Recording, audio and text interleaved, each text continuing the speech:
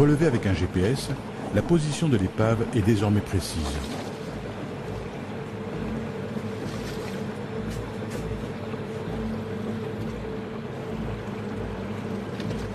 Au signal de David, François immerge une gueuse reliée à un cordage d'une centaine de mètres de longueur.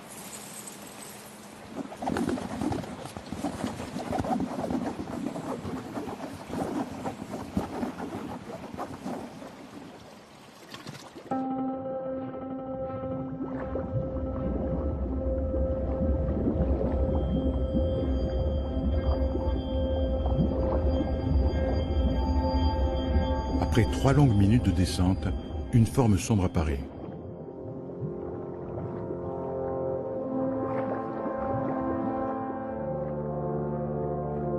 La silhouette qui repose sur le fond est bien celle d'une épave. Il s'agit d'un moment rare. David vient d'inventer sa première épave. C'est le terme consacré à une découverte jusqu'alors inconnue.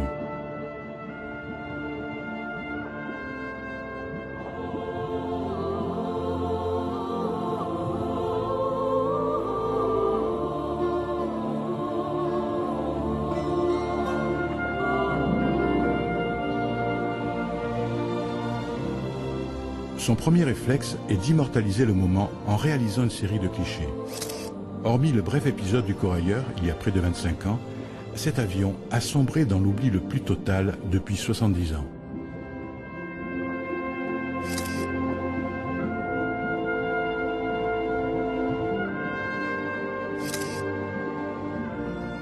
Mais l'excitation de la découverte est suivie d'une déception. L'épave de l'avion est gravement endommagée. Le trimoteur en parfait état, aperçu par Mike il y a un quart de siècle, n'est plus qu'un tas de ferraille. Depuis le premier accrochage par le chalut de Christian, de nombreux autres filets ont contribué à détruire l'appareil.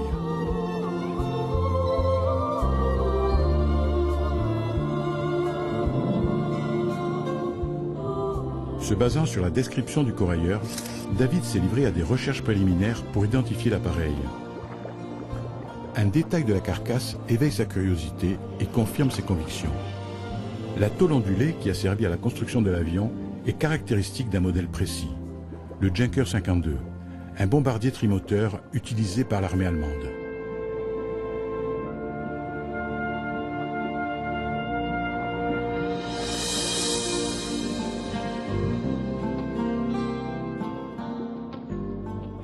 Pour retracer précisément l'histoire de cet avion, il faudra retrouver sa plaque d'identification.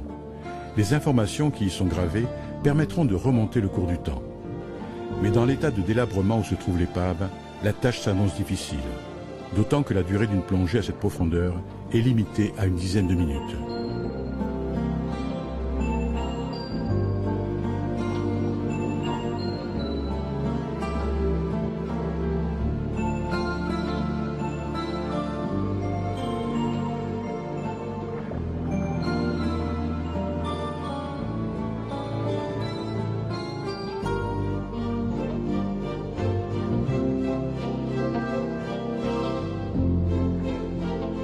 « 70 ans après son naufrage, nous avons découvert cette épave et grâce à cette découverte, on va peut-être pouvoir connaître l'histoire de cet avion et remonter à la surface, au sens propre comme au sens figuré, cette histoire et cette épave qui serait tombée dans l'oubli si on n'avait pas réussi à la trouver aujourd'hui.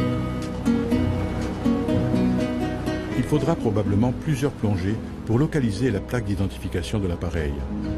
Pour David, c'est un nouveau chapitre qui s'ouvre dans son parcours d'aventurier. Il s'agit désormais de reconstituer l'histoire de cet avion, retrouver l'identité de l'équipage, recouper les circonstances du crash. De fait, exhumer des profondeurs une aventure humaine dans un contexte de guerre.